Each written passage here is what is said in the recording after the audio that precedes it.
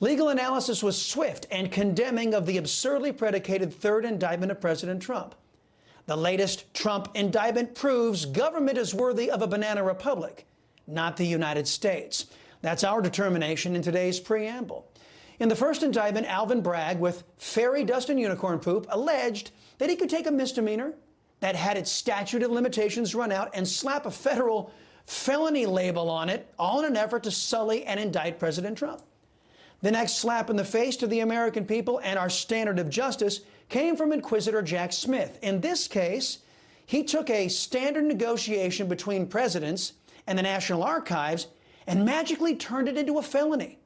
Further, in that same time frame, Joe Biden admitted that he had been stealing classified information as a senator and as vice president since 1974. But your banana republic government says all is forgiven because Biden came clean about his crimes.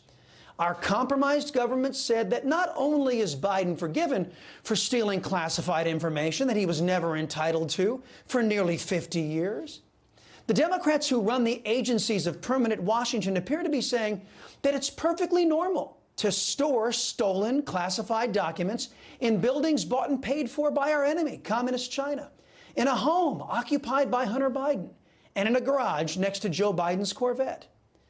Our deep state so hates Trump. So, in a stunning display of a clear and present double standard, the Democrats get to skate once again while Trump is indicted. Now to this new indictment. In essence, Inquisitor Jack Smith, in conjunction with the compromised FBI, is alleging that President Trump's constitutionally protected speech is now a crime because it's Trump. On Monday, a judge in Pennsylvania ruled that Trump's expressed skepticism about the results of the 2020 election was protected speech under the Constitution. But Inquisitor Jack Smith claims he knows better. Francie Hakes, a former assistant U.S. attorney and prosecutor, told Greta Van Susteren last night where her legal analysis leans. And the conspiracy dates, Greta, are from the election of 2020 through the last day the president was in office in January of 2021. That means they're charging him with a conspiracy to violate the law for crimes committed while he was in office. There is only one prescription in the Constitution for crimes committed by a president in office, and that is impeachment. They cannot bring criminal cases later. Hakes went on to point out that Inquisitor Jack Smith is seeking to indict Trump for things that Democrats have already done several times over. But you're right about the selective prosecution. I think the Chuck Schumer example is a really good one. But other great examples for selective prosecution here included every time Democrats have stood up in the last 3 or 4 elections and said they object to the seating of electors. They object to the president being sworn in the case of President Bush and then President Trump. Now, I know that a lot of you never Trump folks out there and you leftists will call me a liar, saying Democrats would never do what Trump has done. I chatted with some of you today on Twitter. So here is only a fraction of what we have on tape.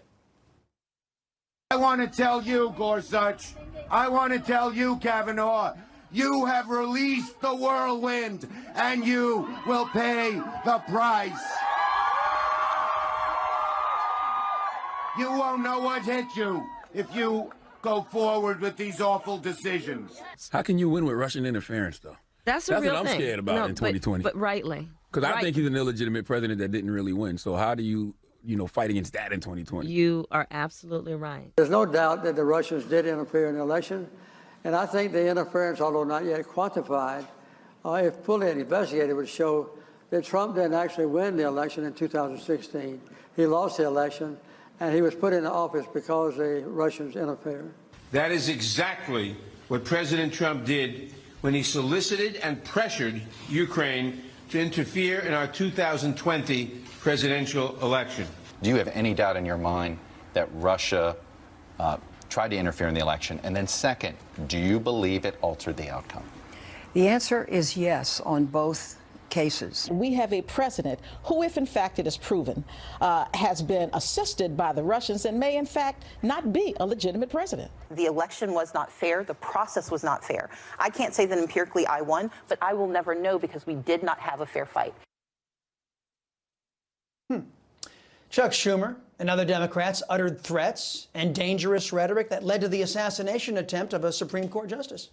Those same Democrats urged on BLM and Antifa violence and riots in the streets for years. Those same Democrats called Trump and other GOP winners illegitimate and called into question the election results in those elections, just like Trump did.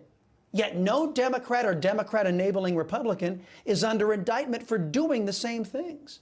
I don't support, nor did I vote for, a banana republic standard of justice we have under Democrats and pro-Democrat Republicans.